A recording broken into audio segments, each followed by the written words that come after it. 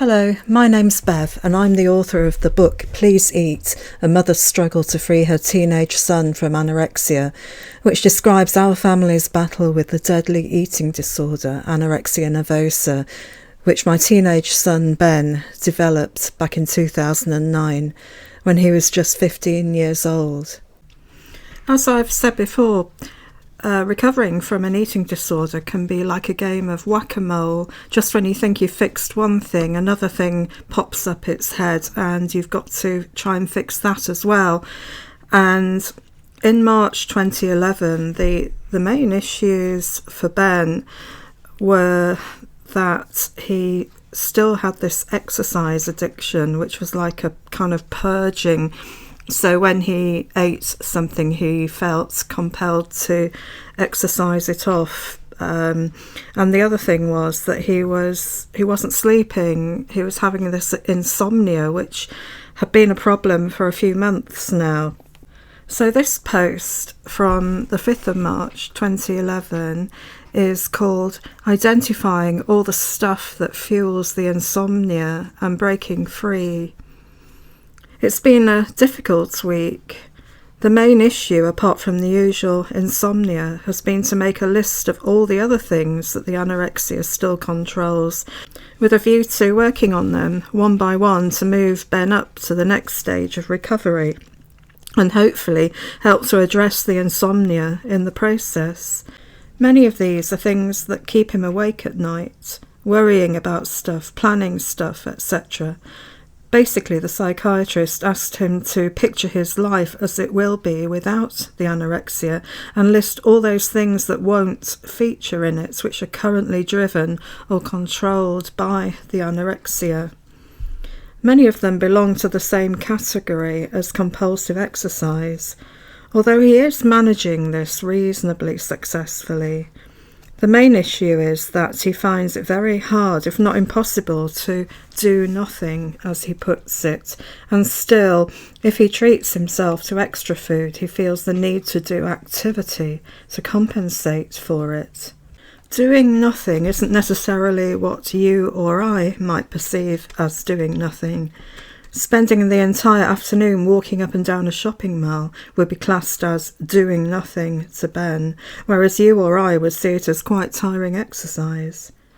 Doing nothing is being at school all day, which is the main reason, apart from lack of sleep, why Ben still does mornings only. We hope that as we start to address all these extra anorexia nasties, it may help his sleeping by reducing the anxiety. This week, Ben's weight remained the same, although he was convinced he'd put on loads of weight. It's yet more proof that his perceptions are not always accurate, and hopefully this coming week he will feel able to eat more. The good points this week were a huge impromptu frozen yoghurt snack at the shopping mall the other afternoon. No way would he have done something like that in the past. He also made some scones and ate them too. Plus, we've had challenge foods in evening meals, for example, lamb mince. But all in all, he still feels as if he's on a kind of plateau. Yes, his life is jam-packed, full of improvements, and we have come on a heck of a long way in the past 6 months and more, but he's very aware that many of the so-called positive things are still very much controlled by the anorexia, control being the watchword. Basically, he wants to do these things, but free from the rules and regulations imposed by the anorexia, rather than having to plan stuff in advance, which he often finds himself doing in the early hours of the morning.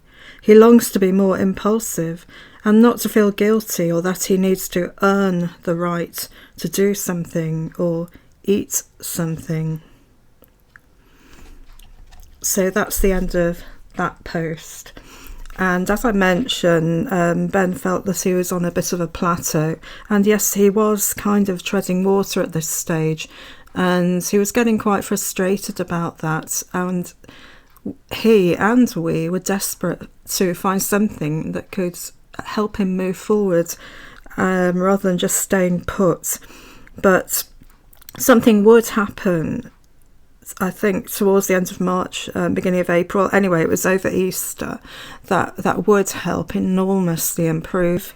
A massive watershed in the recovery, and actually be the thing that Ben claims is the main reason, the primary number one reason why he was able to recover from his eating disorder. So please do keep following these blog posts.